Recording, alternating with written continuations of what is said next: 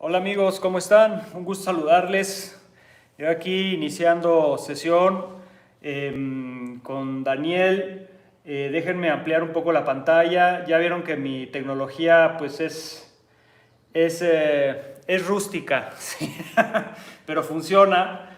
Y bueno, pues vamos a abrir aquí para que puedan ver más a Daniel. Traté de meter una bocina para que se mejore un poco el audio. Y bueno, la idea es conversar con profesionales sobre temas específicos que les pudieran ayudar a ustedes y también a su servidor, lógicamente, y también al invitado, que podamos tener una conversación, incluso un debate, pero que lleguemos a puntos, vamos a decir, de acuerdo e incluso de desacuerdo, pero que incluso los desacuerdos sean consensuados y que sean muy concienzudos también, ¿no? O sea, que haya conciencia de lo que estamos hablando, de lo que acordamos y no, y que compartamos puntos de vista. La diversificación y la diversidad de ideas y de opiniones, pues creo que es fundamental en cualquier campo. Y bueno, las artes marciales, la defensa personal, las tácticas de protección, seguridad, pues también, ¿no? Entonces, hoy tengo un invitado que me contactó hace unas semanas, una semana o más, Daniel Agudelo de Colombia, abogado penalista, practicante de artes marciales tradicionales, una persona muy seria, enfocada, además interesante porque él como abogado se ha abocado mucho también al tema de la legítima defensa y el uso del arte marcial pues en lo que es protección y defensa, ¿sí? En la calle, en situaciones de riesgo, etcétera. Y además interesante porque él ha tenido algunos casos o varios casos de artes marcialistas que se defendieron, ¿sí? Usaron las artes marciales o usaron su cuerpo para protegerse, etcétera.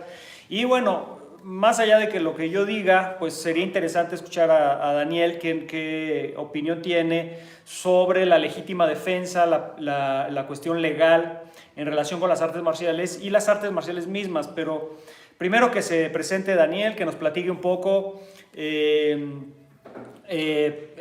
cómo es que ejerce la abogacía, su trayectoria marcial, etcétera. Creo que eso es lo más importante, ¿no? Que se presente Daniel. Entonces, Daniel, un gusto saludarte.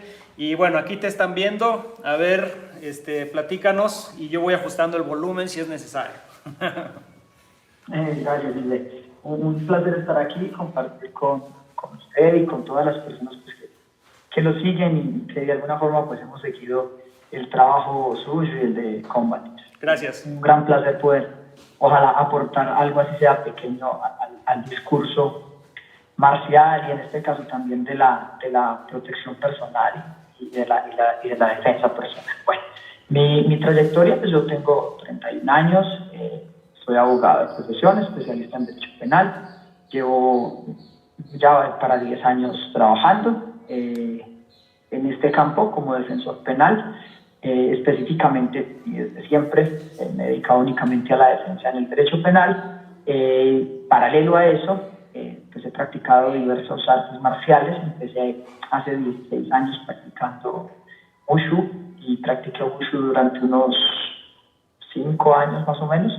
Me gustaba un enfoque más hacia el combate, al sanda. Me ayudó mucho. Luego de esto, pues conocí el Aikido y durante un tiempo pues practiqué ambas y realmente ya después dejé el Wushu y me dediqué al Aikido y pues por el Sanda me gustaba mucho y entrenábamos acá con un entrenador de boxeo, íbamos a hacer intercambio con ellos y seguí también con él practicando boxeo. Actualmente, ya desde hace unos 6 años, me dedico de tiempo completo en las artes marciales al Aikido, a practicar y a enseñar Aikido. Sí. Y paralelamente estoy practicando Judo. ¿Okay? Entonces,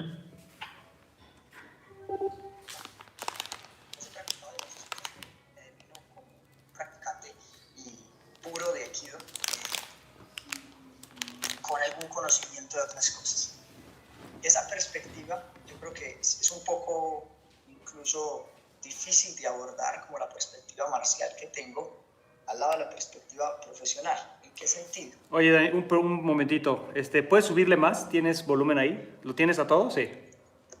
Sí, lo tengo a todo. Ok, perfecto. O acércate un poco más y habla un poquito más fuerte, porfas. Perdón por mi tecnología de los 80. No, no hay problema, no hay problema. Ok. Con una calculadora llegó el hombre a la luna, no vamos a hacer esto con estos celulares. Ok. Bueno, entonces ha sido un poco difícil como compaginar esto, pues la gente lo podría ver un poco contradictorio, pues en especial porque me dedico al Aikido. Pero yo creo que el tema, y con lo que quisiera comenzar y poner el tema acá en la mesa, es que hay que ser muy sinceros y hay que tener un enfoque, diría yo, muy objetivo. Yo he visto que usted en su trabajo, Sensei, con el sistema de Combat Tips, ha escogido un esquema de trabajo pues muy a partir del método científico, muy a partir del ensayo y el error, y eso me parece lo más sano. Y yo he tratado de llegar a un enfoque, a una diferenciación de estas actividades, Sí. Tal vez un poco, hablando en términos filosóficos, un poco tener claridad del objeto de lo que se está haciendo. En ese sentido, entonces, para mí, una cosa es el Aikido como un arte marcial y en general las artes marciales. Otra muy diferente, lo que ya tengo que abordar desde la perspectiva profesional, en especial hablando, por ejemplo, de casos de legítima defensa, de violencia, porque obviamente es un escenario totalmente diferente. Y el punto que quiero poner es que he notado que en el mundo en general, y llamémoslo artes marciales tradicionales, artes marciales mixtas, defensa personal, deportes de combate, usan una cantidad de conceptos de forma a veces indistinta y sin detenerse un poquito como a reflexionar cuál es el contenido y el alcance de eso. Entonces, en ese sentido, por ejemplo, yo enseño Aikido y yo soy clarísimo con mis estudiantes y yo defiendo la práctica tradicional del Aikido, pero soy clarísimo en el sentido de que el Aikido es un arte marcial, pero es un budo. Es un budo en el sentido que su finalidad, un camino, exacto, y su finalidad moderna, y por eso paso de Aiki Jujutsu, una técnica a partir del Aiki para destruir al Aikido, un camino con una ideología, con todo un sistema moral de fondo y cuya finalidad no es preparar a la persona para un combate, ni siquiera deportivamente, sino para prepararlos. Para que pedagógicamente entiendan cosas de la vida, de su propia personalidad, etc. Y en ese sentido es donde he encontrado que el concepto diferenciador es que todas las cosas que mencioné, arte marcial, de combate, defensa, legítima, defensa personal, todas parten de un fenómeno de la realidad básico, y es el conflicto. Un conflicto originario, a muerte con otra persona. Ese es el fenómeno de la realidad del cual parten todas ellas. Pero cada una se fue por una parte diferente, ¿sí? Así es. Y se aproxima y usa ese fenómeno de la realidad como es el conflicto para un propósito diferente. Entonces, en ese sentido, la defensa personal ve el conflicto como su hecho generador y su finalidad, como previniendo. Punto. El deporte de combate lo ve como el conflicto como su hecho generador, pero para generar una disciplina competitiva, etcétera, etcétera, etcétera. Divertir, recrear a los que lo ven, etcétera. El arte marcial parte de ese mismo fundamento, pero llega a verlo como un hecho pedagógico para que las personas entiendan su propio ser y tengan un proceso de autodescubrimiento y de realización personal. En ese sentido, creo que muchos, y en eso creo que compartimos un punto ahí, es que tratamos de dar una visión muy puntual, precisa y honesta. ¿Sí? Y a esto voy con el tema de la legítima defensa. Y es que los mismos practicantes de artes marciales no hemos tenido claros esos conceptos. Entonces, nos presentamos en la realidad de una forma equivocada. Entonces, en los 70, 80, se creía que el cinturón negro de las artes marciales que estaba en boga en ese momento, pues eran superdotados, superhumanos que iban a vencer al que fuera, y esa imagen se quedó residualmente. Nada más lejano de la realidad, ¿sí? Recuerdo mucho por allá que Miyamoto Musashi decía que que a pesar de que dedicaba uno la vida entera a tratar de entender el combate, había gente sin ningún entrenamiento que son enemigos terribles. Y es verdad, no se lo encuentran.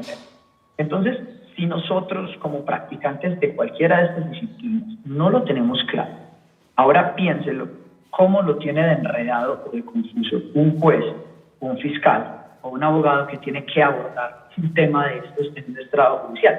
¿Sí? Entonces, si nosotros, lo digo de una forma muy genérica, presentamos una proyección en la que nos presentamos como superdotados, super tal cosa, y un juez lo ve que una persona se defiende y efectivamente supongamos que le fue bien y se ganó la lotería y logró controlar al otro, salvarse del ataque, lesionarlo o matarlo, pues ¿qué va a pensar? O sea, esta persona es un superdotado que llegó aquí y se aprovechó de una persona, de un pobre mortal, ¿sí?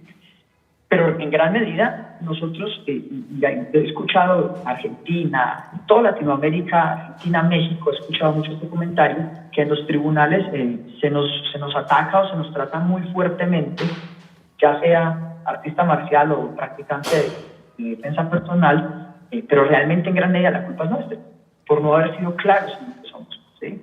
Sí. Entonces, pues esa ha sido como muy mi visión, como diferenciar tajantemente desde lo profesional y esa realidad allá a la práctica. Yo lo diría que yo soy muy defensor de que la IQ es una práctica espiritual en últimas, y que no se puede vender una cosa, no puedo vender bananos diciendo que son plátanos. Entonces, esa ha sido muy mi visión.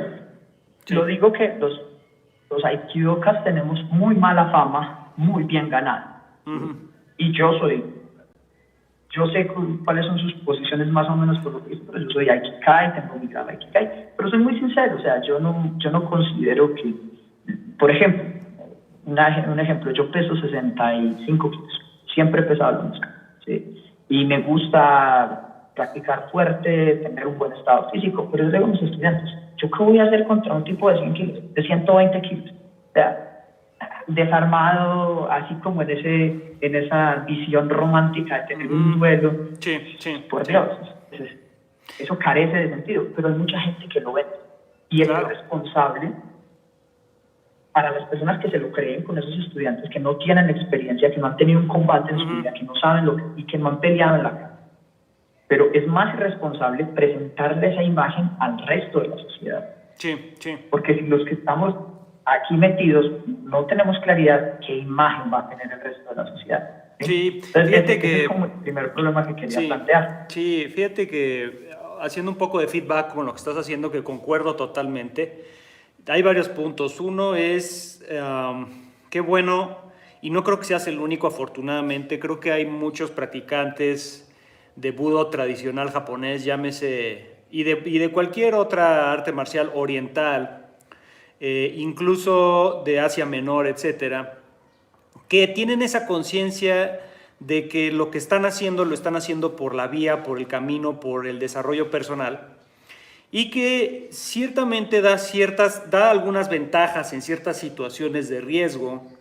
La práctica te puede dar algunas ventajas, pero no te da resoluciones integrales, porque a final de cuentas, hablo específicamente en la parte funcional de la defensa, no en la parte preventiva y espiritual y filosófica de la defensa. Porque yo creo que el do como vía, o el karate do, el aikido, etcétera, el judo como vía, creo que es la mejor defensa personal que hay, porque si te enseña a ser una mejor persona, y no nomás una mejor persona, porque tú podrás ser una buena persona, pero eso no te exenta de vivir situaciones violentas. Me refiero no nada más a eso, sino que también te enseña a tener una sensibilidad ante el entorno, ante la vida, ante tus propias reacciones, porque muchas de las situaciones de riesgo, sobre todo donde hay una implicación emocional, o sea, me refiero riñas, etcétera, son provocadas en un 50 o en un 60 o en un 80% por nosotros. O sea, no es de que yo soy la víctima de todo el mundo, sino yo también estoy contribuyendo, si no tengo un carácter refinado y una forma de vida ¿sí? Que me mantenga sano, saludable emocionalmente, psicológicamente, mentalmente, físicamente, socialmente. O sea, yo pienso que el Do es un camino integrador, o sea, no aísla al sujeto de la sociedad, sino lo integra de una forma mucho más armónica. Y yo creo que esa es la mejor forma de prevenir la violencia, y el budo es eso, a final de cuentas, en su forma más sutil y podría decir más elevada, es que cada miembro de la sociedad logre un desarrollo interno y un refinamiento interno que evite todas estas, vamos a decir, impulsos primitivos, viscerales, que muchas veces derivan en situaciones violentas. Entonces, por un lado, creo que lo que me estás diciendo, afortunadamente, digo, no eres el único. Yo ya he platicado con varios practicantes marciales serios, o sea, no aficionados, sino que se dedican realmente a su arte y se enamoran de su arte. En tu caso, tú el amor que le tienes al Aikido. Yo también soy eterno enamorado del Aikido. Pues yo soy Aikidoka igual, y entonces nos estamos entendiendo perfectamente bien. Creo que esa parte es importante, lo que estás diciendo. O sea, tienes esta parte muy consciente del arte marcial como vía y lo que acabo de explicar. Y también creo que estás muy consciente de tus propias limitaciones, así como yo estoy consciente de las mías, así como cualquiera debería estar consciente de sus propias limitaciones, porque cuando nos entra la egolatría, nos entra esta sensación de invencibilidad que tú mismo estás señalando, culpa de esta imagen equivocada y esta percepción equivocada que tiene desde los años 70, 60, de que el artista marcial es un ser invencible y que si llega a la cinta negra ya es un arma letal andando, más lo que tú dijiste, nada más lejos de la realidad. Entonces, esa conjugación de entender el Do como una vía y al mismo tiempo comprender las propias limitaciones, creo que es, y no limitaciones, no lo digo en el mal sentido, sino más bien en hasta dónde abarca o hasta dónde influencia la práctica tradicional y a dónde ya no tiene influencia y no tiene por qué también. O sea, lo que voy es que no, por ejemplo, esta necesidad de convertir al Aikido hoy en día, en que muchos aikidokas quieren convertirlo en algo funcional y reducirlo a una técnica de combate, me parece que sí, ahí sí, en mi punto de vista, demerita mucho los principios fundamentales y voy a decir lo más profundo de este arte. Y cuando alguien está tratando de totalmente colocar un arte marcial en una posición que no le corresponde y no tiene por qué, porque no queremos convertir al Aikido en un mero sistema de combate, incluso no queremos convertir al Judo o al Karate en un mero, o al Kung Fu, en un mero sistema de defensa personal, es una vía, ¿no?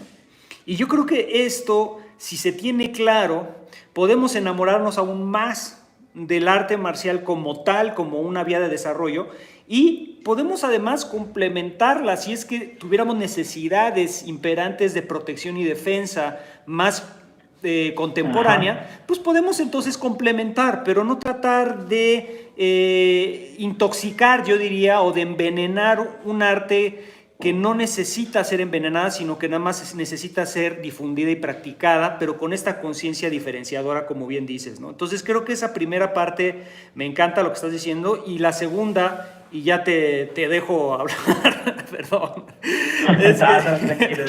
es que la segunda es el tema de la cuestión legal. Fíjate, yo no soy abogado, pero llevo bastantes años en esto y he sabido de muchos casos, fíjate, de gente artistas marciales que se defendieron, boxeadores, aikidokas, practicantes de kung fu, de karate, que se defendieron en la calle, que fueron arrestados o que fueron aprehendidos porque ejercieron su arte marcial de una forma, podría yo decir, demasiado efectiva, y acabaron enjuiciados. Y efectivamente lo que me estás diciendo es muy cierto. Lo que yo he observado es que se les trata con especial dureza. O sea, inmediatamente que el juez se entera de que la persona hace box o que hace, no sé, manejo de punzocortantes o que hace algún arte marcial, al ámbito legal le parece ya como que tú eres un arma letal, que abusaste de tu fuerza y no lo debiste haber hecho, y entonces por eso debes estar en la cárcel. Y eso yo me he dado cuenta, Total. ha pasado muchas veces, ¿eh? O sea, lo que me estás diciendo me está refrendando. En México ha pasado muchas veces, ¿sí? Lo sé, sí, yo he visto varios casos de México y muy tristes, de maestros de distintas disciplinas y están en la cárcel. Bueno, en ese sentido, pues hay alguna vez en un juicio que tuve de un incluso amigo mío, practicante de kickboxing, Sí.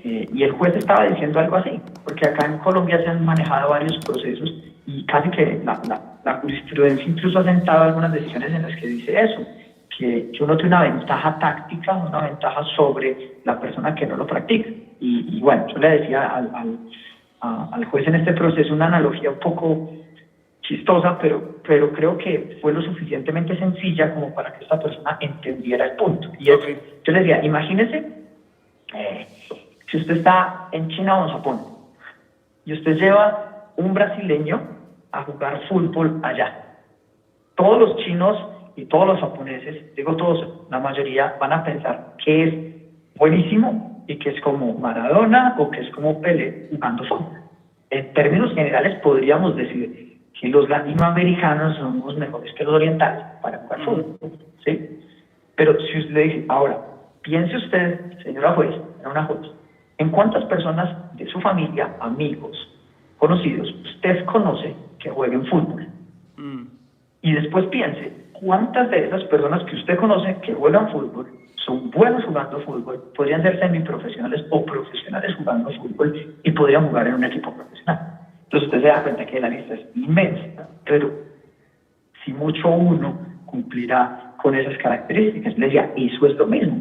Ustedes están pensando que cualquier persona, por el hecho de tener un grado, una disciplina práctica, de verdad tiene una condición técnica y física per se superior a las demás, mirar las condiciones puntuales del caso concreto. Por ejemplo, en este caso de que mi cliente era un practicante de kickboxing y él tuvo una diferencia con otra persona, discutieron y la otra persona se fue a la cocina, entró a su casa, esto fue como en el andén, y se entró a la cocina, llamó, y esta persona, el cliente mío, estaba discutiendo con una mujer, y el tipo salió de atrás y ¡pam!, le metió una puñalada aquí en la clavícula. Le cogió una vena y porque la casa era a 2 cuadras del hospital, pues se salvó. Incluso, y el problema fue porque le metió una puñalada, pero en esos 10, 15 segundos hasta que él se sintió ya verdaderamente mal por la pérdida de sangre, cogió al otro y le metió una pela, como dirían ustedes, o sea, le metió una madriza muy fuerte, ¿sí? Pero fueron 10, 15 segundos hasta que se sintió mareado, cacho. Decía, pero venga, espere, sí, lo golpeó, pero es que estaba herido de muerte. Literalmente, si el hospital no hubiera quedado 2 cuadras, no lo hubiera contado, ¿sí? Y obviamente le pegó, lo desarmó y todo. Entonces, ese es un punto en el que se genera esa idea o yo diría ese mito respecto al artista marcial o al practicante. Y es curioso porque es, por ejemplo, instructor de tiro, instructor de defensa personal. No existe tanto como esa idea, es más del artista marcial. Yo diría que como que creamos un mito, nos enamoramos de él e hicimos que la sociedad también se enamorara de ese mito. Entonces, ha sido un poco complicado, afortunadamente en ese proceso, pues, efectivamente la jueza entendió el punto, porque teníamos los certificados médicos de la gravedad, de la herida, de que el hombre estuvo en cuidados intensivos varios días, etcétera. Entonces, pues, se logró ver un poquito como esa parte. Sin embargo, y aquí quiero enlazar como lo último que estaba diciendo respecto como a esa parte espiritual y de control de las emociones que dan las artes marciales tradicionales. Porque tuve otro cliente, instructor de Krav Maga, y por una rencilla, una diferencia, creo que por un tema de dinero, si mi memoria no falla, cogió a la otra persona y le metió una pela y argumentó y decía, no, es que él me empujó, y yo pensé que me iba a atacar. Una cosa es que usted le saque un arma, le saque un cuchillo, otra cosa es que usted le hiera en el ego de macho, como decimos acá, lo estrujen, y usted no coge y le mete una madería. Y eso hubo que arreglar con la otra persona, buscar una conciliación, porque efectivamente ahí donde que esta persona sí le falló esa otra parte. O sea, no estaba previniendo, estaba creando conflicto. O sea, no había una amenaza real, un tema inminente. Y ahí es donde yo sí considero que, así sea un sistema de defensa personal moderno buscando una efectividad, tiene que haber un desarrollo. Sí. En últimas, volviendo como el encabezado de esta charla, cuando habla de ese hecho generador, cualquier disciplina que gire en torno a ese hecho de la violencia y del conflicto está haciendo una reflexión de la muerte, de la posibilidad inminente de yo morir o de causarle la muerte a otro. Y si es una persona medianamente cuerda y con un sistema moral más o menos ubicado, esa reflexión va a terminar siendo una reflexión espiritual sobre la propia existencia, sea a través del deporte, de la defensa personal, de la arte marcial, pero si se hace de una forma sensata, tiene que terminar así, porque si no va a terminar siendo solo jutsu, solo... y hay un dicho que me encanta, es que un martillo solo ve puntillas. Entonces, cuando usted solo se acostumbra a triturar, eso es lo único que vea haces. va a triturar. Sí, fíjate que lo que estás comentando, sí me gustaría hacer un feedback ahí contigo y refrendar lo que estás diciendo. Todo este caso, por ejemplo, de este practicante, me parece muy interesante el caso que tuviste del practicante de Krav Maga, que se siente amenazado y sobrereacciona, porque es una sobrereacción, golpear de esa manera y lastimar, porque finalmente ya estás lastimando, cuando alguien ya no representa un peligro a tu vida y que tú te sigas en un mood ya hasta vengativo, porque una cosa es neutralizar una amenaza, neutralizarla con una proporción de fuerza y hasta ahí, y otra cosa es neutralizar una amenaza como lo que se podría llamar alevosía, ventaja y venganza, y ya una voluntad negativa para lesionar deliberadamente a esta persona, pero ya con una emocionalidad descontrolada. Y lo que estás diciendo es bien interesante porque, y no es contra el Krav Maga, el caso fue de Krav Maga, pero a lo que voy es de que muchos personas que practican un sistema de defensa personal como un mero método de protección y no lo equilibran y lo balancean con un refinamiento del carácter y un trabajo interno real sobre los propios instintos más primitivos, creo que va a haber una tendencia, y yo lo he vivido, va a haber una tendencia a sobrereaccionar, o sea, a ver peligro excesivo donde tal vez no hay peligro excesivo. Porque cuando estás practicando un sistema de defensa personal que te está constantemente, y lo voy a decir así, lavando el cerebro, y no me refiero a Krav Maga nada más, sino me refiero y no al sistema, sino a instructores que también están proyectando sus propios miedos y sus propias inseguridades y entrenan con esa inseguridad y ese miedo, y te lavan el cerebro a los alumnos, les lavan el cerebro haciéndoles pensar que todos son tus enemigos y que todo es una amenaza, todo ser humano es una amenaza hasta que demuestre lo contrario. Te vuelves una persona sumamente reactiva. Te lo digo porque a mí me pasó, a mí el Aikido me equilibró. Yo antes de Aikido practiqué otros sistemas, estuve en otros entrenamientos y justamente lo que me provocaron fue esta reactividad, porque era nada más un jutsu, como tú bien dices, era un sistema para anular amenazas.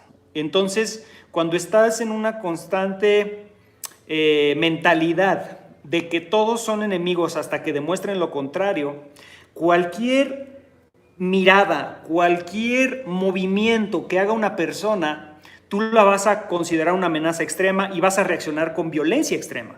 Puede ser que de violencia muy fuerte a extrema. Entonces, a mí, por ejemplo, personalmente mi experiencia fue el Aikido, y antes del Aikido hice Tai Chi, y luego empecé y medito, soy meditador, etc. Me logró equilibrar, ¿sí?, esta parte hiperreactiva, y yo lo he dicho antes, y se los he dicho a los amigos una y otra vez, y a mis estudiantes y a la gente que me conoce y me sigue, que es tan importante, y yo diría más importante aún, trabajar con tus propios miedos, con tus propias inseguridades, con tus propias egolatrías, con tus propias, vamos a decir, instintos viscerales, para poder ser congruente con las técnicas y la metodología y la forma de usar tu cuerpo como un arma, y ya ni digamos tomar algún accesorio como un cuchillo, una pistola o un arma que ya, o un objeto que ya puede ser utilizado específicamente para dañar. Si tú no tienes este autocontrol derivado de una práctica, porque además el autocontrol se practica, no se da solo, se tiene que practicar.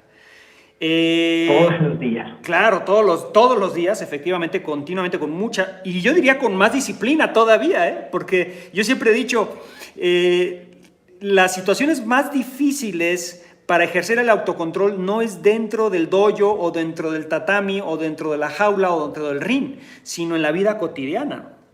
Entonces, si no tenemos esa parte, nos volvemos personas hiperreactivas que nuestro propio sistema de defensa personal, en vez de ayudarnos, nos va a mandar a la cárcel y nos va a dejar muertos o nos va a dejar en el hospital por esta hiperreactividad que no está siendo controlada por medio de, voy a decir, una filosofía marcial, incluso marcial espiritual, vamos a decirle así, ¿no? O sea, eso es lo que yo aportaría a esto, ¿no? Sí. Total. Yo quisiera ahí hacer pues como un pequeño comentario y pasar a algo más que quisiera compartirles, que es como de lo más aplicado de los casos de defensa personal. Y es que efectivamente eso es muy importante. Yo lo he vivido diariamente. O sea, mi profesión, todo el mundo me dice, pues, todo el mundo le tiene miedo a la profesión de abogado penalista, pues, porque no tiene que lidiar con gente complicada. Bastante fuerte, sí. Yo lo digo, no, y yo creo que lo que más me ha ayudado es el Aikido. O sea, porque cuando una persona de afuera me refiero de una realidad diferente a la latinoamericana, cree que puede manejar, pero la violencia latinoamericana es única. No se puede manejar. Sí. Yo digo, uno tiene que surfear. Si uno no va surfeando en la ola, no hay cómo. O sea, uno no le va a ganar nunca la ola. Entonces, a mí me ha ayudado mucho. O sea, un juicio, entrevistarse con un cliente, saber que la contraparte de pronto es gente complicada, gente conflictiva. Obviamente, desde el punto de vista, y ya hablando de la defensa personal, hay que tomar muchas medidas de carácter preventivo. Y digo preventivo porque lo mismo, si ya se llega al hecho, difícilmente en una realidad como la colombiana uno podría tener siquiera probabilidad de sobrevivir, ¿sí? Salvo que uno ande con una muy buena escolta, muy bien entrenada, exacto, muy bien apertrechada. Así es, sí. Entonces, no hay forma. Es lo mismo en México. Entonces es la actitud, la forma de manejar a las personas, ser asertivo, ser tranquilo, y eso realmente creo que ha sido el gran secreto para poder sobrevivir en esta realidad a la que yo decidí dedicar. Bueno, ese era como el comentario, porque sí, coincido totalmente que eso es una parte de la formación que debe ser cultivada mucho más en los sistemas modernos de defensa personal. Ni hablar con las personas que ya están usando armas, especial armas de fuego. Mucho mayor responsabilidad. Total. Hay para pues concluir ese punto, este año incluso tuve una experiencia en la que estábamos en un paseo familiar, un familiar lejano, íbamos en caravana en los vehículos, y hubo un altercado de otro vehículo con el vehículo de un familiar nuestro. Lo de siempre, se bajaron, se dijeron cosas, y paramos, y yo me bajé. Cuando me bajé, yo ante el otro carro, cuchillo carnicero, saliendo así. Ay, Dios. Entonces, me fui. Afortunadamente, una de las personas que iban en el carro del agresor cogió al tipo atrás. Era un señor ya de edad, y lo agarró desde atrás y le agarró la mano. Yo me acerqué y cogí a los míos y para atrás, sacándolos de ahí. Y me queda el tipo al frente, y aquí queda. Es un señor de edad, tendría 65 años, no se veía muy bien físicamente, y yo veo el tipo así, y el otro agarrándolo atrás. Y me alejé, vamos a calmarnos, no pasó nada. Y pensaba, en mi época de boxeador, veo al tipo así, y el otro agarrado, y ¡pam! Sí. ¿y qué hubiera pasado? ¿Qué hubiera pasado? Golpear a un señor de edad Claro, en esas condiciones, agitado. claro. El solo golpe con el piso le puede pasar algo. Así es. Terminó en la cárcel. Sí, sí, sí, sí. Y no sí. había necesidad. O sea, Así es. al evaluar la situación, si lo hubiera golpeado, realmente no había necesidad. Claro. Porque había distancia, Claro. lo tenían realmente controlado. Entonces esa parte, Sí. eso lo da como esa práctica. Vamos a tranquilizarnos, vamos a calmarnos, Claro. vamos solo a reaccionar cuando realmente sea inminente. Claro. Reaccionar. Bueno, esa era como esa reflexión ahí respecto a una experiencia pues personal de cómo no actuar. Claro. Ahora, hay unos conceptos y yo quisiera dejar esto pues a los seguidores de Combatix y sus seguidores, y es que hay muchos malentendidos Sí. sobre el tema de la defensa personal, Sí. y es por ejemplo el tema de la igualdad de armas. La gente normalmente, y hablo en términos generales a nivel latinoamericano, porque si bien las legislaciones son diferentes, Sí. hay unos conceptos que son generales y en todas aplican más o menos. Ok. Cuando uno está hablando de legítima defensa, Sí. pues primero tiene que existir una amenaza real, inminente, que ponga en peligro mi vida, mi integridad o la de mis seres queridos. Ok. Incluso ni siquiera mis seres queridos, la de lo que llamamos un tercero. bien jurídico, puede ser la propiedad, la libertad sexual, ok, etcétera, ok. que yo quiera proteger. ¿Sí? Ok. Incluso existe lo que se llama la legítima defensa de un tercero. Casi nadie pues obviamente es un tema ya más jurídico, y es cuando yo veo que hay una tercera persona en peligro Y yo la ayudo. decido intervenir. Actuar para proteger es válido y excluye la responsabilidad de esa persona. Pero entonces, hablando de esa amenaza y de la igualdad de armas, la gente cree que, por ejemplo, yo no puedo sacar un arma de fuego y disparar si el otro no tiene un arma. Realmente, incluso, porque es lo que decía ahorita, no se puede generalizar, es totalmente circunstancial. O sea, para que lo entendamos, si una señora de 70 años está en su casa y entra una persona joven, 85 kilos, drogado, y la empieza a ahorcar, y la señora tiene un 45 aquí guardado, pum, pum, y lo vuela, es legítima defensa.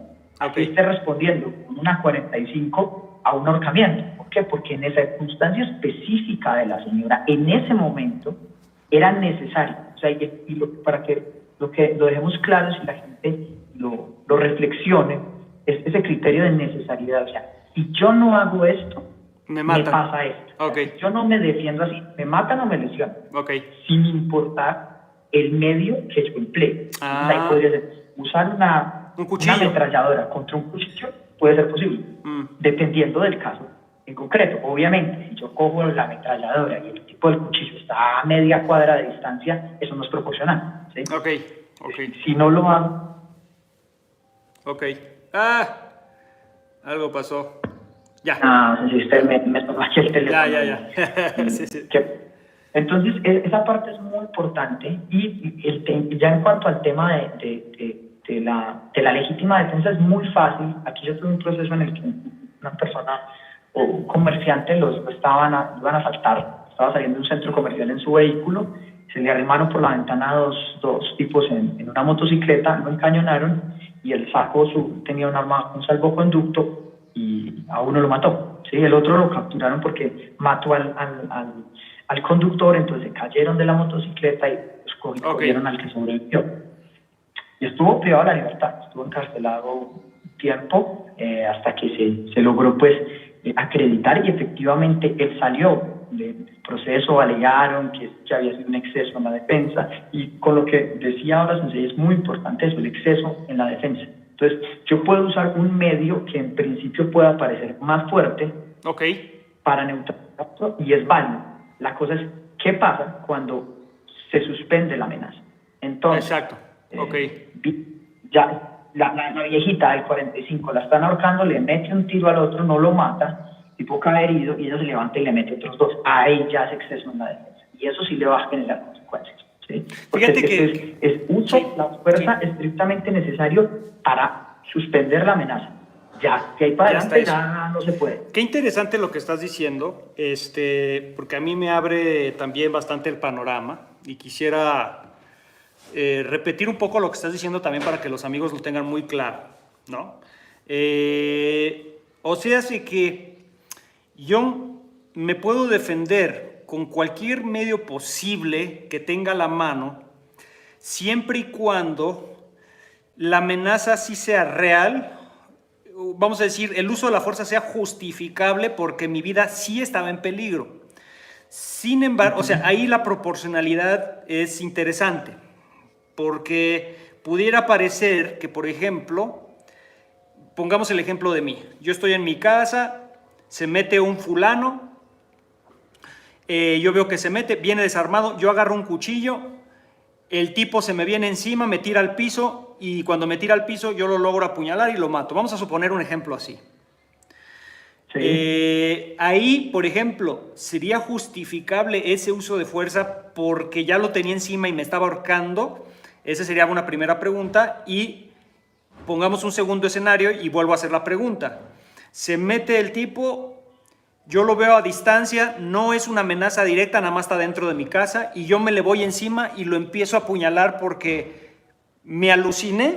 O bueno, no me aluciné porque tener a alguien ya drogado dentro de tu casa pues no es una alucine, es una amenaza, ¿no? Sí, pero sí, pues sí, pero no está poniendo en riesgo mi vida directamente. O sea, a lo que voy es la pregunta sería, la voy a condensar más, es que si el actuar del otro es físico, directo y ya está poniendo mi vida en peligro, cualquier uso de fuerza con cualquier herramienta pudiera ser justificable hasta que se anule la amenaza. Si yo actúo más allá de eso y en vez de meterle una puñalada me ensaño y le meto 30 puñaladas o le vacío la pistola, ya sería un exceso de fuerza y ya no sería legítima defensa. O sea, esa es la pregunta. Listo, hay un punto que es importante diferenciar y que sí cambia relativamente de país a país, y es el tema de la casa.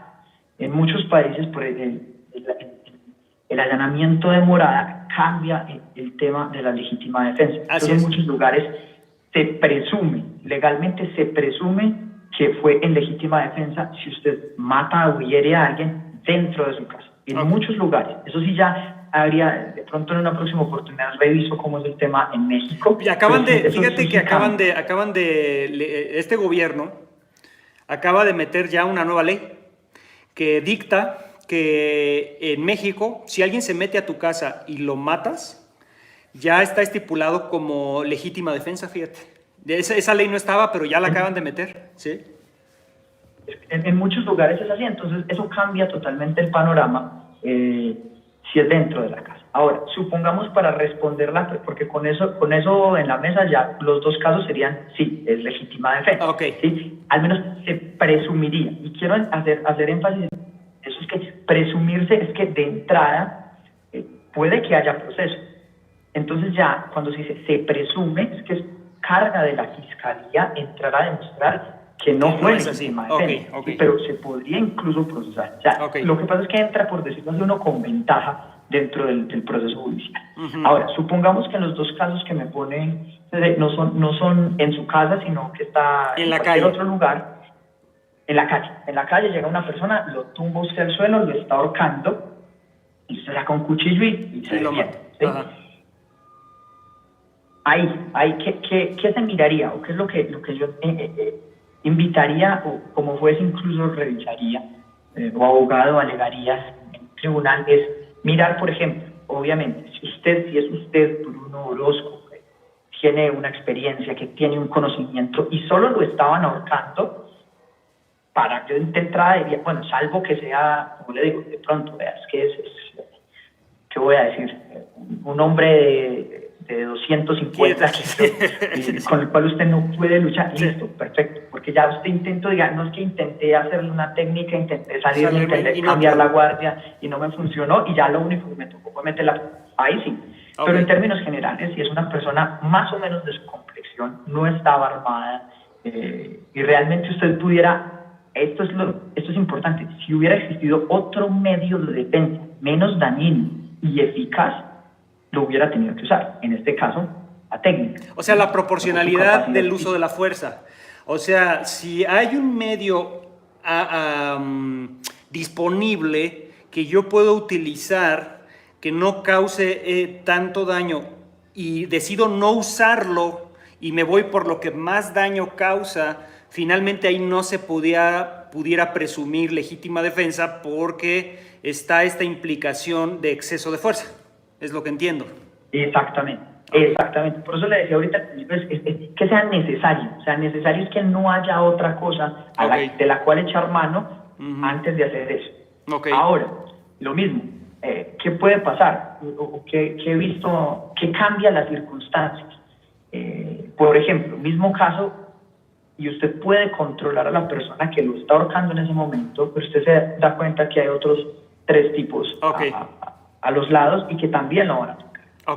En principio usted dice, en ese 1 contra 1 usted podría físicamente controlarlo, pero si se pone a hacer eso, igual los otros lo van a moler a golpes o puñaladas. O sea, ahí sí sería justificable, porque primero usted se lo tiene que quitar de encima para poder defenderse o ser consciente de las otras amenazas. Eso ha pasado, es muy difícil de alegar, pero se puede alegar y aquí hay gente que ha salido absuelta e inocente por esto. Entonces, el típico ejemplo, yo tengo un revólver con 6 tiros y veo que me vienen 8 tipos, se me vienen encima.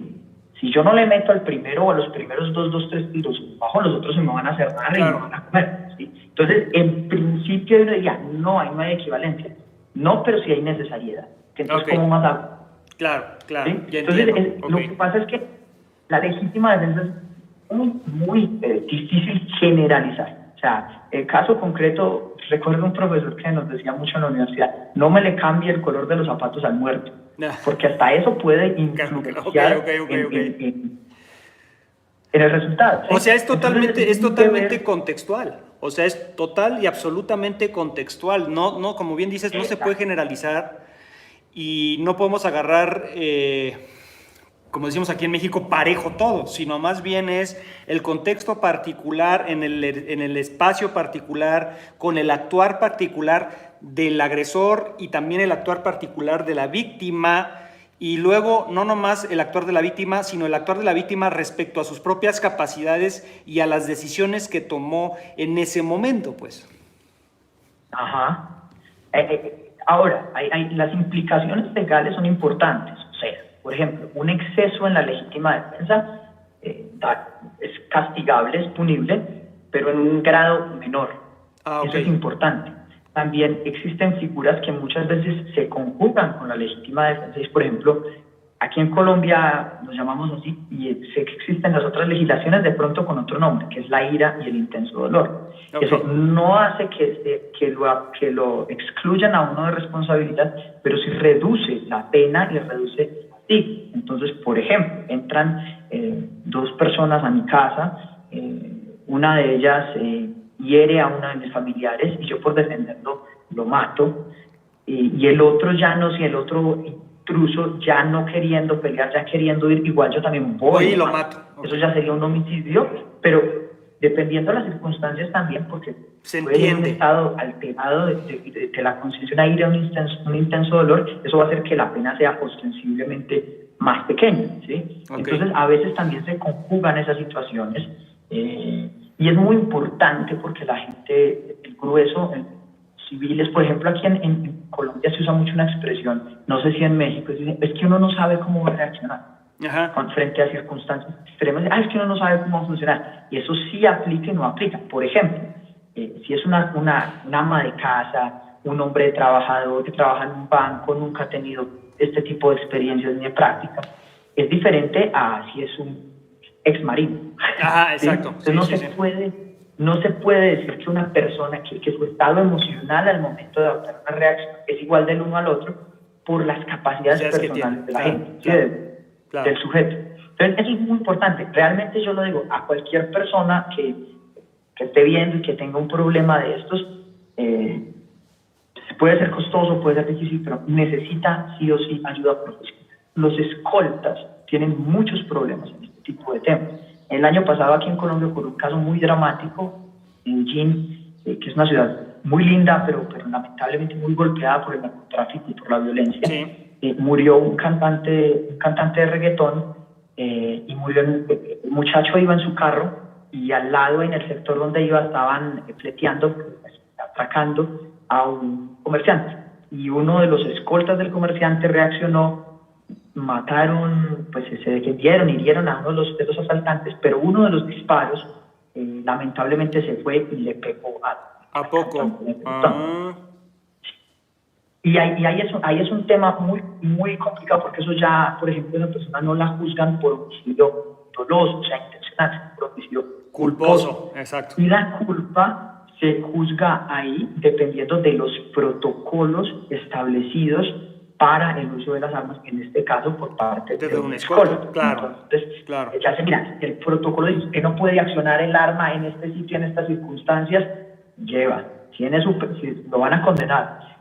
Entonces, en el caso de los escoltas, no solo estamos hablando de la legítima defensa, sino también de cómo poder llegar a enfrentar unos cargos por homicidio culposo. Porque claro. de pronto haber ejercido su capacidad de defender a su persona protegida sin seguir los protocolos establecidos. Claro. ¿Qué pasa, por ejemplo, mucho aquí en Colombia? Pues, por ejemplo, los escoltas, aquí hay una reglamentación de las armas que son legales y que pueden portar con salvoconducto, y lo máximo es una escopeta, lo máximo. Ajá. 38, 22, una 9mm. Sí. Y hay muchos que tienen el arma con papeles, con salvoconducto, pero en el mercado negro se consiguen un arma no reglamentaria o no reglamentaria. Okay. Entonces, ahí viene el problema. Entonces, el tipo ya aquí tengo mi 22, pero aquí es como ya una 44 con munición especial, y esa es la que usa en el momento. Ahí va a tener un problema. Claro. Está apartándose del protocolo. Entonces, esa es una arista que normalmente no se mira y es muy específica de la gente que trabaja en seguridad. Y ellos sí que necesitan una ayuda profesional muy especializada, porque a lo que voy, todo el mundo tiene que dejar a un lado la idea de que en una situación de estas se va a salir fácil del problema. No se va a tocar defenderse, enfrentar un juicio, estar 2-3 años sometido a un proceso judicial, y si no se defiende bien... Y lo que cuesta, ¿no? Y lo que cuesta de dinero, ¿no? Lo que cuesta.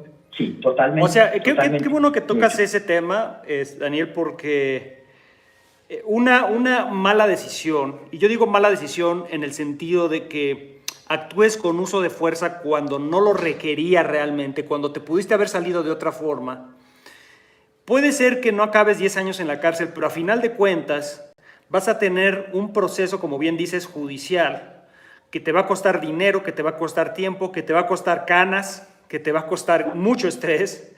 O sea, en vez de haber salido del problema rápido en el mismo momento porque tomaste decisiones inteligentes, si sobrereaccionaste y usaste fuerza, aunque tú tengas la razón, finalmente tienes que enfrentar un proceso largo, doloroso, costoso, y además que pudieras hacerlo no precisamente afuera, en la calle, sino dentro de la cárcel también, ¿no?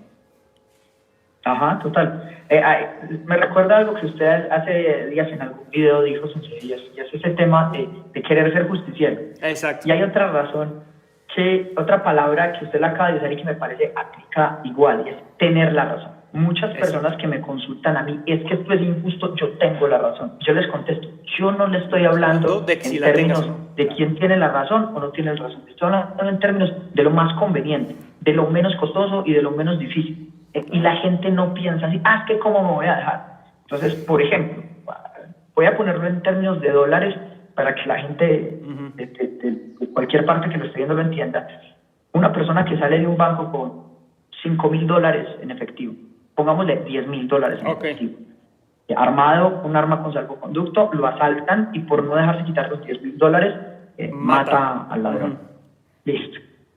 Ahora, por haber usado el arma, tiene que hacer un procedimiento administrativo que le va a tener un costo, así lo tenga con salvoconducto. Puede que termine capturado y estar un tiempo en la cárcel. Esas primeras diligencias para sacar a la persona son costosísimas. Son 2-3 años de proceso. En el proceso a veces hay que costear, obviamente, abogados, pero para usted probar de pronto hay que pagar un perito en balística, un perito físico, en ingeniería física, etcétera. Y pagar toda la protección dentro de la cárcel. Exactamente. Si es que estás dentro de la cárcel. ¿Cuánto cuesta estar en la cárcel? Sí. Estar en la cárcel no es barato. Y a la larga le dice a una persona, vean, en 3 años usted puede salir libre, pero le costó $30,000. Claro. Y ya no combino. Es lo que tú estás diciendo que importante, porque sí, lo que estás diciendo que importante y lo quiero refrendar, yo lo he dicho muchas veces, pero ahora lo está diciendo un abogado, o sea, un especialista que ha tenido casos. Yo le he dicho lo mismo, o sea, te quieren quitar un celular, vamos a ir a un iPhone, ¿sí? Que son caros. Y tú no te dejas por esta sensación de injusticia, de frustración, de impotencia, y por no dejarte quitar el iPhone, acabas matando al asaltante con un cuchillo, con tus manos a patadas, o con una pistola, o lo que sea, o con su propia pistola, o con su propio cuchillo, lo que sea. Y a final de cuentas te va a salir más caro el proceso judicial, psicológico, emocional, porque además la terapia que vas a tener que tomar, si es que quieres tomar terapia, incluso hasta te podría costar el matrimonio o etcétera, por todo el impacto emocional, porque matar a alguien no es así como enchilamestas, como decimos aquí en México, no es algo facilito, sino matar a alguien, matar a un ser humano es todo un tema emocionalmente y psicológicamente y además judicialmente hablando y penalmente. Y si ustedes lo piensan, te va a salir mucho más caro que el iPhone. O sea, mucho más caro. Entonces, ¿qué caso tiene? O sea, en términos de conveniencia, ¿no? Solo porque tú tenías un sentido de injusticia y porque no te querías, o porque tenías una idea de ti mismo de que a mí nadie me hace nada, a mí nadie me hace nada, a mí nadie me afecta, a mí nadie me daña y voy a hacer lo que sea necesario para que nadie me afecte. Pero si lo piensan, lo que está afectando no es tu vida como tal, o sea, es un bien material, que el bien material a final de cuentas tiene un cierto valor y que en algún momento lo pudiera recuperar, pero ya lo que no vas a poder recuperar es todo el tiempo que te tomó estar en la cárcel o tratar de no pisar la cárcel, todo el dinero que te costó, toda la plata que te costó no pisar la cárcel y todo lo que te está costando emocionalmente. Entonces, si lo piensas en términos de conveniencia, pues la verdad es que no conviene tratar de evitar que te quiten un bien. Yo siempre digo, si te asaltan, pues lo que vas a ceder es todo lo material, pero tu vida no la vas a ceder. Y ahí es donde entraría lo que tú estás diciendo. O sea, ahí, por ejemplo, si la persona, el asaltante, le doy mi iPhone, vamos a decirle así, por hablar de un iPhone, y yo me defiendo porque el tipo se me viene encima con el cuchillo, aunque yo ya le di el iPhone y ya hubo la negociación, y el tipo se me viene a tratar de apuñalarme, y yo me acabo defendiendo, bueno, ahí pudiera ser, ahí no pudiera, ahí es justificable porque estás defendiendo tu vida, pero si el asaltante no representó una amenaza directa porque no te atacó, simplemente quería el iPhone y salir corriendo, y tú sacaste una pistola y lo mataste por la espalda, le disparaste por la espalda porque no te ibas a dejar que te llevara el iPhone, entonces te va a costar mucho más caro que el iPhone, ¿no? Sí, claro. Y eso estamos hablando en el mejor de los casos. En el mejor de los casos. La técnica le salió bien, sí, llevó el balazo, la puñalada de rebote. Entonces, o sea, en el mejor de los casos. En el mejor de los casos. Mucho dinero. Sí. Por tener la razón. Por creer. No, sí la tiene, pero pues en sentido práctico no es conveniente. Incluso, pues ya como para dejar el tema y ya lo que ustedes quieran conversar, me cuentan. Sí. Ocurrió un caso acá, lo defendió un colega mío, también en la ciudad de Medellín, sí. Una niña practicante de judo. Okay. Uno veía a la niña de 20, 21 años, sin cara pues muy bonita, sin aspecto pues atemorizante, sí. Y salió a entrenar y se le arremó un fulano, le iba a atacar. Y el tipo obviamente no sabía con quién se estaba metiendo. El error que estaba cometiendo, porque el tipo llegó y la abrazó por el hombro y le puso como el cuchillo acá. Okay. Entonces literalmente él quedó servido por una técnica de cadera. Sí. La muchacha el cuchillo le metió un cochinague con tan mala suerte, esto fue como en el paradero de los buses, el tipo al caer, la parte de acá del lumbar de la espalda cayó en el borde del andén. Y todo el borde de la acera, pum, ahí le cayó la espalda. ¿Le quebró la espalda? ¿Cómo? Le quebró la espalda, o sea, lo dejó paralítico. Le quebró la espalda. Claro, le metió la técnica de cadera y él cayó de pleno en el borde de la acera del andén. Okay. Y quedó paralítico. Y fue una reacción. O sea, ella dijo, yo lo vi, yo lo sentí, pum. Y se reaccionó. La muchacha quedó libre, el tipo quedó vivo, lo que va a sonar, lo que va a decir va a sonar muy fuerte, pero en estos casos es más complicado cuando el agresor queda vivo. Porque el tipo quedó vivo, quedó paralítico, quedó con una familia y con toda una carga y en esas condiciones. Y esta gente no es gente buena, es gente complicada. Luego, Latinoamérica, la realidad latinoamericana es difícil. Entonces queda él y toda su familia, gente muy complicada, odiando a esta muchacha. Claro. La muchacha estuvo 2 años en el proceso, al final salió victoriosa en el proceso, pero lo que le costó a esta familia, se tuvieron que ir de la ciudad. Claro. Porque no solo fue el costo legal, sino toda la cantidad de amigos y la banda con los que el tipo estaba buscándola a ella. A ella, claro. Entonces, qué difícil es, ¿verdad? El costo es... Qué difícil es. Mira, fíjate, aquí en México pasó un caso también muy conocido, una chica, jovencita de 14 años, en la Ciudad de México, también una ciudad gigante, complicadísima, violentísima, y un tipo la sigue y abajo de un puente empieza a abusar de ella, le empieza a violar. Pasó varias gente, ella gritaba auxilio y la gente no la ayudaba. Este tipo, el agresor, el violador, tenía una navaja y la amenazó con la navaja en el cuello.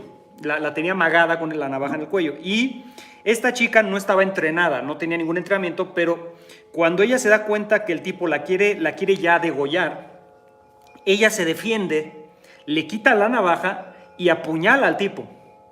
El tipo se levanta, empieza a caminar y como a 2 cuadras se desploma, el tipo se desploma, muere, y para la suerte de la chica iba pasando la policía, o sea, iba pasando una patrulla, pero primero vieron al tipo que se desploma y que fallece. Ya. Y entonces van buscando por ahí, la chica va corriendo, toda batida en sangre, y la policía la prende, y entonces ellos empiezan a alegar que ella mató al tipo, o sea, que ella lo apuñaló deliberadamente. Bueno, la chica pasó un tiempo en la cárcel, logró salir afortunadamente. De hecho, la sociedad mexicana influenció bastante porque hubo muchas protestas para que se soltara a la chica. Se conoció el caso a nivel nacional. Y lo que acabó ocurriendo es que la chica salió, pero fíjate lo que me estás diciendo, y es lo mismo. Acabó teniendo que esconderse y salirse de la Ciudad de México. ¿Por qué? Porque toda la familia del asaltante empezaron a amenazar a la chica de muerte, a su familia, y la chica ya no tuvo vida social ni nada durante mucho tiempo y se tuvo que esconder por el mismo tema. Ahora, es importante señalar que aquí, pues no, la chica no tenía de otra. O sea, la chica tenía que matar al agresor porque la iban a matar y tuvo que asumir las consecuencias de defenderse al cambiar de su vida por completo. Y la gente me decía, oye, pero qué pena de la chica que tuvo que cambiar toda su vida, se tuvo que ir de México, etcétera. Le digo, sí, pero está viva. O sea, sí, pero está viva. O sea, aquí sí justifica, y yo creo que aquí, el tema principal de la conversación, más allá también de lo que hablamos de las artes marciales tradicionales, pero es cuando sí se justifica un uso de fuerza, con todas las implicaciones que éstas lleva, donde, pues si no actuabas, acababas muerto. Y si actuaste y salvaste tu vida, entonces vas a tener una serie de procesos posteriores, legales, económicos, sociales, amenazas posteriores, porque esto que pasó con la chica ha pasado con mucha gente que se ha defendido. O sea, se defendió y de repente ya los familiares o los amigos o la banda del delincuente la anduvo buscando. Incluso yo sé de un caso de un señor que paró un asalto, estaban asaltando a otra persona, este tipo se metió, traía una 22 de hecho, le dispara al delincuente y el delincuente queda herido. Y después, a los 3 días, mataron al señor. O sea, lo buscaron y lo mataron. Entonces, a lo que voy es que es tan complicado el tema, y aquí haciendo un feedback contigo, tú como abogado, y que has visto estos casos desde la perspectiva legal, es tan complicado el tema porque dices, a ver, ok, yo no voy a reaccionar porque me quiten un iPhone. Es lo que estábamos hablando. No vale la pena el costo del iPhone con todo lo que implica. Pero paralelamente hay que entender que sí voy a reaccionar si mi vida o la vida de un ser querido está en peligro, a sabiendas de las implicaciones tan fuertes que tiene ese actuar con uso de fuerza, ¿no? Ajá, sí, sí, mejor dicho, es llegar a ese problema fundamental. Me voy a morir, o me van a herir de gravedad o alguien querido. Ese Entonces, es el punto diferencial. exacto. Realmente, desde mi perspectiva, y creo que lo puedo extender a casi toda Latinoamérica, tienen que haber unas circunstancias muy específicas, muy extremas, para uno tomar esa decisión. Okay. En la que uno diga, si no lo hago, sí, como decimos aquí en Colombia, o me lo llevo o me lleva. Yo diría que llegar hasta allá y tratar al máximo en la vida diaria, quienes no practican ninguna de estas disciplinas, y buscar una forma de ser más analíticos, más tranquilos, porque obviamente esa sobrereacción es muy perjudicial, es totalmente perjudicial. Y si ya se llega al punto en el que tocó, reitero, tienen que buscar una ayuda profesional buena, porque sí es posible defenderse, sí es posible salir, sí es posible ganar estos puestos, totalmente posible, pero creo que, como lo acabamos de ver, es muy específico, muy caso por caso, y requieren asesoría. Ok. Oye, Daniel, pues maravilloso, ya nos llevamos 1:05.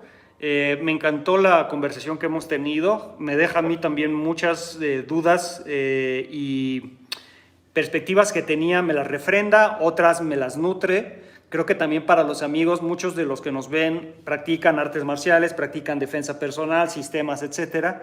Creo que también queda clarísimo que debemos de ser muy, muy responsables con nuestro actuar, no ver amenazas vitales, por decirlo así, donde no las hay, y justificar ver lo que no hay porque me tuve que defender, o porque yo sé un sistema, o porque yo traigo una pistola, o que traigo una navaja. Entonces, con cualquier atisbo de violencia, yo ya voy a reaccionar con fuerza letal o con algún tipo de fuerza, porque ya vimos que es un problema grave, Ahora, lo que está diciendo Daniel, abogado penalista, es de que sí puedes salir adelante en un proceso judicial y puedes salir adelante de una situación así de riesgo, pero tomando en cuenta y entendiendo la particularidad del caso, y que sí sea justificable, que haya sido justificable ese uso de fuerza, aunque tú hayas apuñalado a una persona desarmada, pero que se pueda justificar que tú tuviste que apuñalar a esa persona o dispararle o lo que fuere, o usar una técnica para romperle el cuello o romperle un brazo o dejarlo paralítico como la pobre chica esta,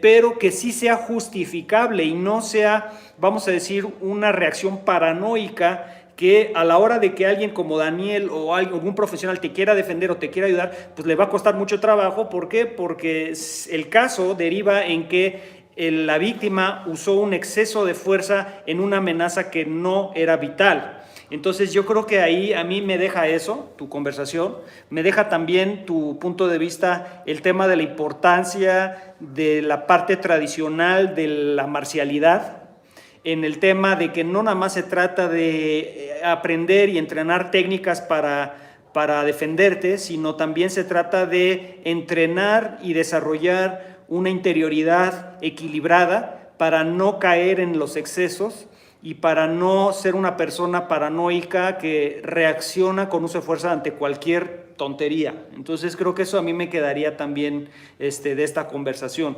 Y me gustaría, Daniel, que tú nos digas unas últimas palabras o reflexión al respecto, o de lo que quieras. No.